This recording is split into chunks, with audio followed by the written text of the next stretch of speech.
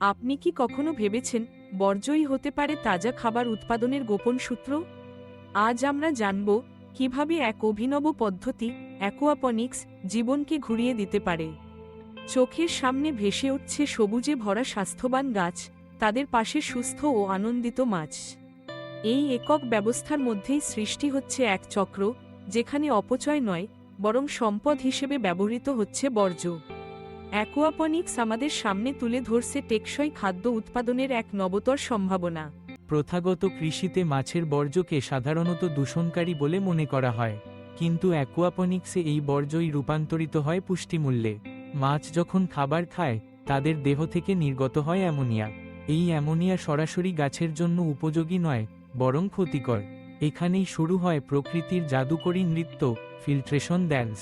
পানিতে থাকা উপকারী ব্যাকটেরিয়া অ্যামোনিয়াকে প্রথমে নাইট্রাইট, পরে নাইট্রেটে রূপান্তর করে।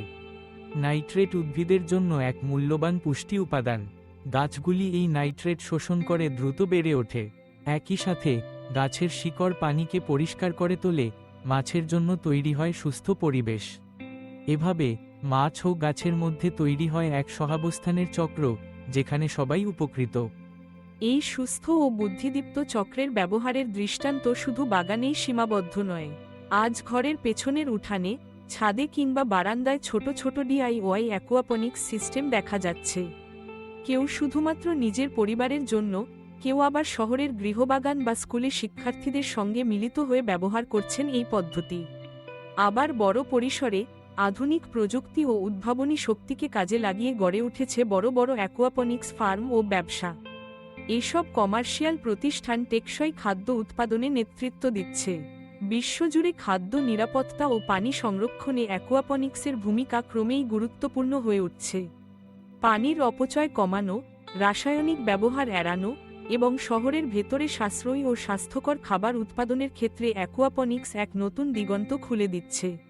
আপনি কি ভাবছেন অ্যাকুয়াপনিক্স আপনার জন্য উপযোগী? সহজভাবে শুরু করতে পারেন ছোট পদ্ধতি দিয়ে। বাজারে বা অনলাইনে পাওয়া যায় বিভিন্ন বাজেটের জন্য নানা ধরনের সিস্টেম। সাধারণত একটি অ্যাকুয়াপনিক্স সিস্টেমে থাকে গ্রো বেড, মাছের ট্যাঙ্ক এবং পানি পরিবাহিত করার জন্য পাম্প। সঠিকভাবে স্থাপন ও রক্ষণাবেক্ষণ করলে এই সিস্টেম দীর্ঘদিন টিকে থাকতে পারে। তবে নতুনদের জন্য কিছু সাধারণ চ্যালেঞ্জ থাকে, যেমন পানির মান ঠিক রাখা, মাছের স্বাস্থ্য পর্যবেক্ষণ ও গাছের যথাযথ যত্ন। জানা থাকা দরকার পানিতে অক্সিজেনের ঘাটতি, অতিরিক্ত খাবার দেওয়া কিংবা ব্যাকটেরিয়ার ভারসাম্য নষ্ট হয়ে গেলে সমস্যা হতে পারে। তাই নিয়মিত পরীক্ষা ও পর্যবেক্ষণ এবং প্রয়োজনে বিশেষজ্ঞের পরামর্শ নিয়ে এগোনো উচিত। অ্যাকুয়াপনিক্স টেকসই ভবিষ্যতের জন্য এক অনন্য সম্ভাবনা। এখানে পানি ব্যবহারের পরিমাণ প্রচলিত কৃষির তুলনায় অনেক কম, কারণ পানির পুনর্ব্যবহার হয় বারবার। আর কোনো রাসায়নিক সার, কীটনাশক বা আগাছানাশক নেই, শুধু প্রকৃতির স্বাভাবিক চক্র। খাদ্য উৎপাদন নিরাপদ, স্বাস্থ্যকর ও পরিবেশ বান্ধব। তাই অ্যাকুয়াপনিক্স সম্পর্কে আরও জানুন, নিজের হাতে ছোট একটি সিস্টেম গড়ে তুলুন কিংবা বড় উদ্যোগে যুক্ত হন। আসুন আমরা সবাই মিলে গড়ে তুলি এক টেকসই, সবুজ ও সুস্থ ভবিষ্যৎ।